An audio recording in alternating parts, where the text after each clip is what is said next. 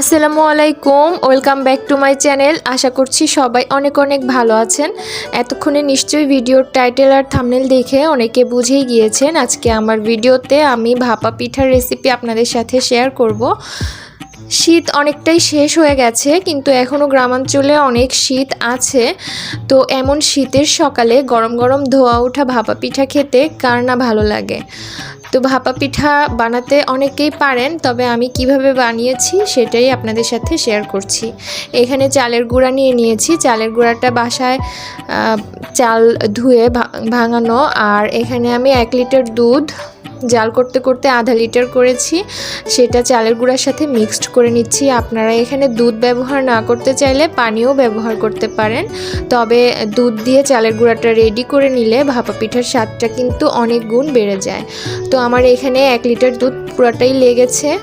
1 litre দুধ ঘন করে জাল করে আধা লিটার করে নিয়েছি, সেটা তো আগেই বলেছি। তারপর সেই দুধটাকে চালের গুঁড়ার সাথে খুব ভালোভাবে মিক্সড করে নিচ্ছি। আর আমি এখানে আধা চা চামচ লবণও দিয়েছি, সেটা স্কিপ হয়ে গেছে। তো হাত দিয়ে খুব ভালোভাবে চালের গুঁড়াগুলোকে দুধের সাথে মিক্সড করে নিতে হবে।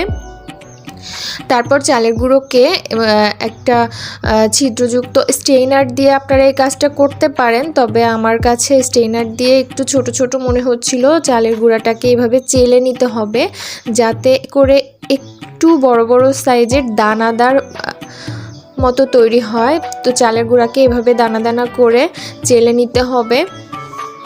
আমি এখানে জালি ব্যবহার করেছি, জালি ব্যাগ।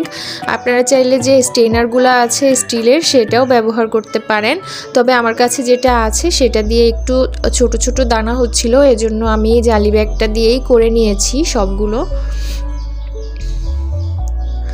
এই তো আমার সবগুলো চালের গুঁড়া এভাবে চেলে নেওয়া হয়ে গেছে। আর এখানে আমি খেজুরের গুড় নিয়ে নিয়েছি, আর ছোট সাইজের একটা নারকেল কুড়িয়ে নিয়ে নিয়েছি। এগুলো দিয়েই ভাপা পিঠাটা তৈরি করতে হবে। আমি এখন দেখিয়ে দিচ্ছি কিভাবে ভাপা পিঠা তৈরি করব। এমন ছোট ছোট 3টা বাটি নিয়েছি। এখানে প্রথমে চালের গুঁড়ার একটা লেয়ার দিতে হবে, তারপর খেজুরের গুড় দিয়েছি, তারপর একটুখানি নারকেল কুচি দিয়ে দিচ্ছি, তারপর আবারও চালের গুঁড়া দিয়ে আরও একটা লেয়ার দিয়ে এভাবে ঢেকে দিতে হবে। তারপর হাত দিয়ে চাপ দিয়ে দিয়ে পিঠাটাকে সেট করে নিতে হবে।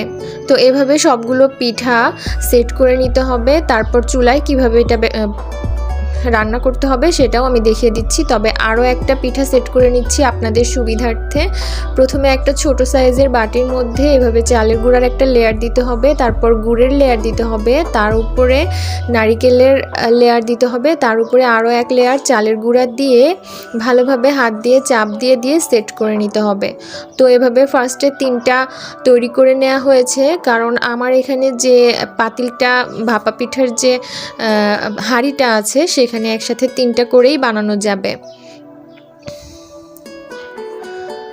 এই যে এরকম একটা মাটির ভাপা পিঠার হাঁড়ি আছে, এখানে আমি 3টা বাটি বসিয়ে দিচ্ছি। কাপড়ের মধ্যে এভাবে বসিয়ে হাত দিয়ে চাপ দিয়ে পিঠাটাকে নামিয়ে নিতে হবে, আর বাটিটা উঠিয়ে সাদা কাপড়টা দিয়ে পিঠাটা ঢেকে দিতে হবে।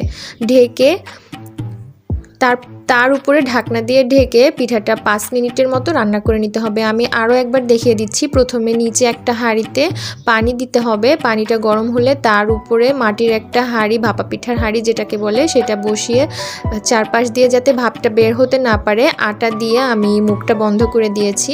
তো এই তো 5 থেকে 6 মিনিট রান্না করার পরে ভাপা পিঠাটা একদমই রেডি হয়ে গেছে। পানির ভাপে ভাপা পিঠাটা রেডি হয়ে গেছে, আপনাদেরকে দেখিয়ে দিচ্ছি।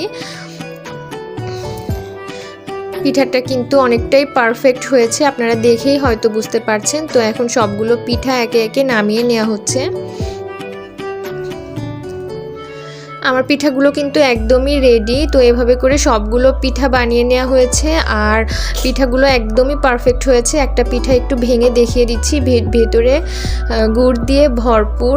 এমন মজাদার পিঠা বানাতে চাইলে অবশ্যই আমার রেসিপিটা ফলো করে আপনাদেরকে বাসায় বানিয়ে নিতে হবে, আর অবশ্যই আপনারা বাসায় বানিয়ে আমাকে কমেন্ট করে জানাবেন কেমন হয়েছে।